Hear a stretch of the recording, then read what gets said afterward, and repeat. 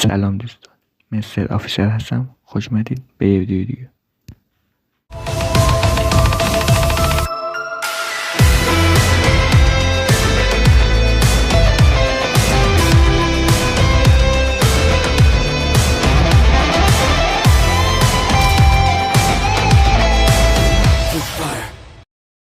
توی ادامه ویدیو ببینید گیل ما اسمش هست ایرانیان 1403.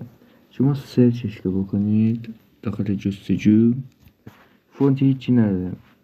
شما فقط کافیه که بنویسید ایرانیان 1403.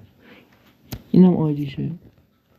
همونطور که میبینید من کپی هم میکنم، متنش هم میذارم. شما ببینید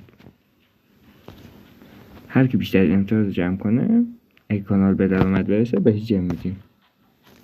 همونطور که میبینید کسی که بیشتر امتیاز جمع کرده آقای جواد سعدی هستش. اگه کانال ببخشید دیترکس هستش.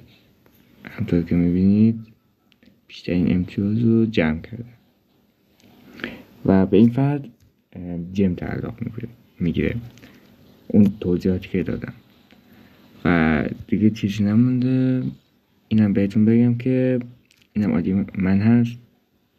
درخواست بدین با هم بازی کنیم.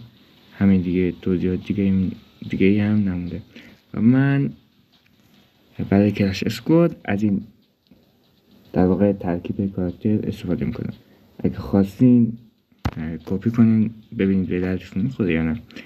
این پتم نمیدونم چی کار میکنه. کارو اسپانر اینو من باید ترجمه کنم و استفاده کنم. خیلی ممنون که ویدیو رو تماشا کردید. خدا نگهدار.